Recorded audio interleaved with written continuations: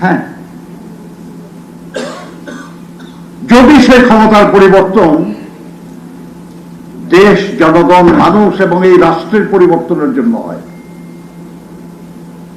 যদি সেই ক্ষমতার পরিবর্তন মানুষের ভাগ্যের উন্নয়ন সাধন করে, যদি সে ক্ষমতার পরিবর্তন এতদিনের যে দুর্নীতি, অনাচার, দুঃসহ, নিপীড়ন, নির্যাতনের যে পরিবেশ, সেই পরিবেশ থেকে মানুষকে মুক্ত করতে পারে। আর এই সব কিছু করার জন্য ক্ষমতার পরিবর্তনের তো কোনো বিকল্প নাই। আপনাকে রাষ্ট্র পরিচালনা করতে হলে তো আপনার রাষ্ট্রের ক্ষমতার পরিবর্তন আনতে হবে,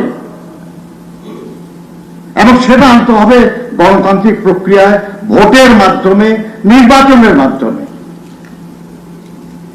সেটা যখন দাবি করা হয় তখন এই কথা বললে তো ভুল যে শুধু ক্ষমতার জন্য পরিবর্তন হয় নাই। অবশ্যই ক্ষমতার পরিবর্তন ছাড়া আপনি আর কোনো পরিবর্তন করতে পারবেন না।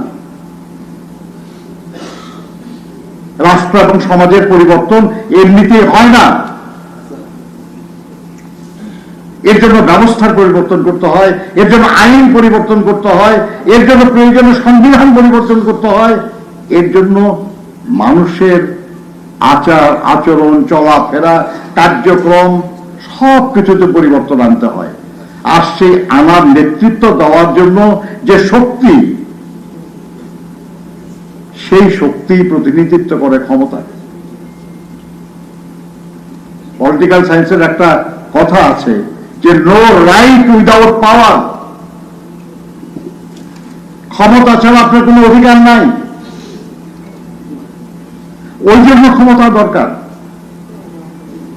সেই অধিকার অর্জনের জন্য, যে অধিকার আমাকে মানুষের স্বপ্ন পূরণে সক্ষম করবে, যে ক্ষমতা আমাকে মানুষের এতদিনের দুঃখ বেদনা এটা অপসারণে বা অবসানে আমাকে শক্তি যোগাবে। এই দুঃসময়ের মধ্যেই তারেক রহমান কত দুস্থ নেতা কর্মীর পাশে দাঁড়িয়েছেন, তাদের অসহায় সন্তানদের পাশে দাঁড়িয়েছেন, তাদের মেয়েদের বিয়ে ব্যবস্থা করেছেন, তাদের স্ত্রীদের সংসার চালাতে সহযোগিতা করেছেন। কিন্তু এটা তার যতটা সামর্থ্য তা দিয়ে করার চেষ্টা করেছেন। কালকে যদি আল্লাহর মেহেরবানি দিয়ে জনগণের সমর্থনে বিএনপি রাষ্ট্র পরিচালনার দায়িত্ব পায়, তাহলে সবার জন্য এই কাজটা করার যে পরিকল্পনা তার, সেই পরিকল্পনা বাস্তবায়ন হওয়ার সম্ভাবনা সৃষ্টি হবে।